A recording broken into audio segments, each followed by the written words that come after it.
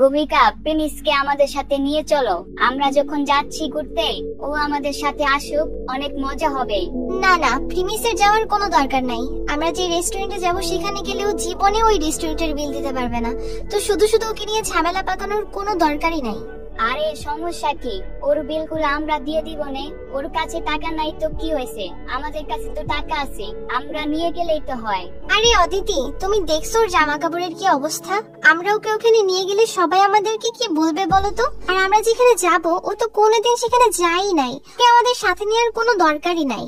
অদিতি শোনো, প্রিমিসকে আমাদের সাথে নিয়ে গেলে আমাদের পুরো আনন্দটাই নষ্ট হয়ে যাবে। প্রিমিসকে তারা যখনই সুযোগ পায় এইভাবে অপমান করে থাকে। এখন যে মেয়েটি প্রিমিসকে অপমান করলো সেই হচ্ছে ভূমিকা, আর এই ভূমিকাই তাদের গ্রুপে যখন কাজ করার দরকার হয় প্রিমিসকে দিয়ে সেই কাজগুলো করে থাকে। কিন্তু তারপরও প্রিমিসকে তারা এইভাবে অসম্মান করে। অদিতি প্রিমিসকে তাদের সাথে নিয়ে যাওয়ার চেষ্টা করলেও তাদের বন্ধু বান্ধবীদের আচরণ দেখে সে চুপ হয়ে যায়। তারা আসলে কোথায় যাবে আর কেনই বা তারা প্রিমিসকে সেখানে নিতে চায়নি? প্রিমিসরা যেই কলেজে পড়ালেখা করে সেই কলেজের এক বড়লোকের ছেলে শান, সে আজকে তার বাবার কাছে অনেক আবদার করে 1 কোটি টাকা দামের গাড়ি নিয়ে কলেজে আসে। আর সেটি দেখে তাদের কলেজের মেয়েরা অবাক হয়ে যায়, বিশেষ করে ভূমিকা নামের একটি মেয়ে। আরে শান, তোমার নতুন গাড়ি নাকি এটা?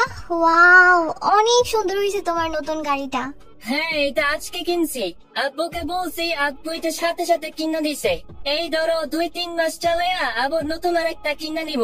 ভূমিকা এই ছেলেটির কথা শুনে একদম লোভে পড়ে যায় এবং বড়লোক ছেলেটির প্রেমে পড়ে যায়। এমনকি সাথে সাথে ছেলেটির সাথে ফ্লার্ট করাও শুরু করে। এখনকার কলেজ পড়ুয়া মেয়েগুলা বড়লোকের টাকাওয়ালা রিচ কিড দেখলেই তারা প্রেমে পড়ে যায়। সোজাসুজি বলতে গেলে লোভে পড়ে যায়। যাই হোক, এরপর সে ভূমিকা শানকে বলে, আরে হিরো, গাড়িতে কি একা একাই ঘুরবা নাকি আমাদের সবাইকে নিয়েও ঘোরাবা? আর হিরোর গাড়িতে হিরোই না থাকলে কি জমবে? আরে কি যে বলো না, আমি তো গাড়ি কিনছি সবার সাথে ঘোরার জন্য।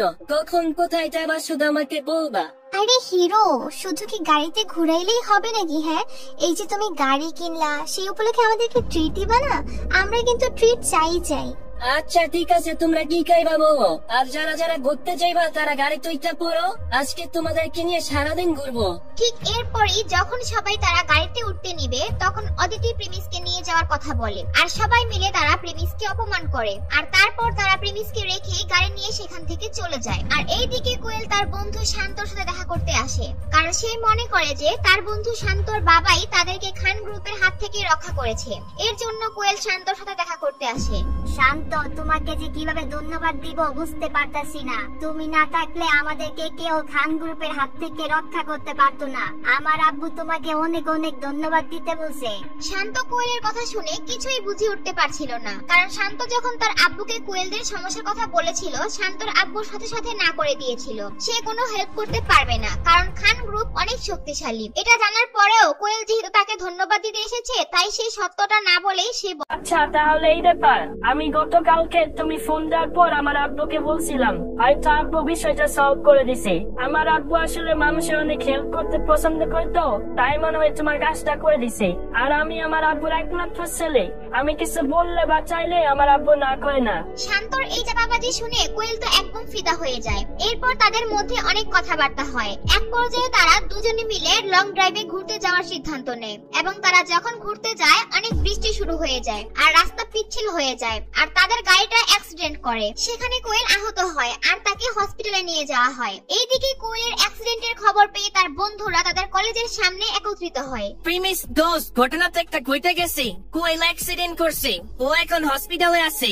আয় হায়, কি বলিস? কেমনে হলো? আর ও এখন সুস্থ আছে নাকি? ও এখন কোথায় আছে? শান্তর সাথে বাইকে ঘুরতে গিয়ে অ্যাক্সিডেন্ট করছে, হাত পায়ের মধ্যে অনেক ব্যথাও পাইছে। আমরা সবাই মিলে এখন দেখতে যাবো ওকে। তুই কি যাবি আমাদের সাথে? আমার যাওয়াটা ঠিক হবে না। ও আমাকে এমনিতেই দেখতে পারে না। আমি গেলে ও আর উত্তেজিত হয়ে যাবে, পরে ও আর অসুস্থ হয়ে যাবে। এর চেয়ে ভালো তোরা সবাই মিলে দেখে আয়। আমিও যাইতে চাইছিলাম না, কারণ ও তোর সাথে সবসময় খারাপ ব্যবহার করে। এখন যাচ্ছি কারণ ওর বাসায় নিয়ে আমাদেরকে খাওয়াইলো, আবার ওর ওস্টির খুব ভালো বন্ধু, তাই যাইতেছি। আচ্ছা তুই থাক, আমরা ওর সাথে দেখা করে আসি। এরপর প্রিমিসের বন্ধুরা চলে যায় কোয়েলের সাথে দেখা করার জন্য। আর এইদিকে প্রিমিসের ফোনে একটি কল আসে আননোন নাম্বার থেকে। প্রিমিস যখন কলটা রিসিভ করে তখন অপর পাশ থেকে একজন বলে, হ্যালো প্রিমিস বাবা, আমি কাশিম মিয়া। আমার ফোনটা অফিসে রাখাচ্ছি, তাই এই নাম্বার দিয়ে ফোন দিলাম। জি কাশেম আঙ্কেল, বলেন, আমি শুনতে শুনতেছি, কোনো সমস্যা নাই। প্রিমিস বাবা, তুমি তো জানোই কিছুদিন আগে তুমি তোমাদের পরিবারে গরিব পরীক্ষায় পাস করছিলা। এখন থেকে পরিবারের সমস্ত পাওয়ার আর বিজনেসের দায়িত্ব পেয়েছো।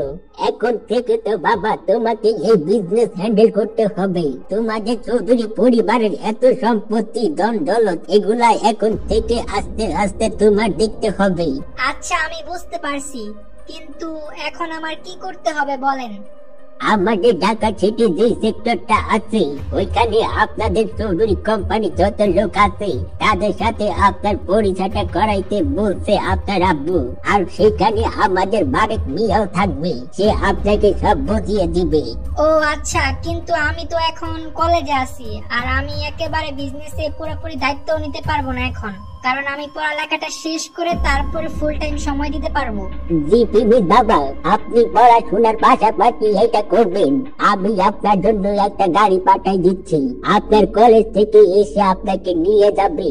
না না, তার কোনো দরকার নাই, আমি সেখানে একাই যেতে পারবো, কোনো সমস্যা হবে না, আপনি গাড়ি পাঠায়েন না। প্রিমিস গাড়ি পাঠাতে না চাওয়ার কারণ হচ্ছে সে চায় না তার কলেজের মানুষ এখন তাকে আবার প্রশ্ন করুক, তাই সে নিজে ট্যাক্সিতে দেওয়ার সিদ্ধান্ত নিয়েছে।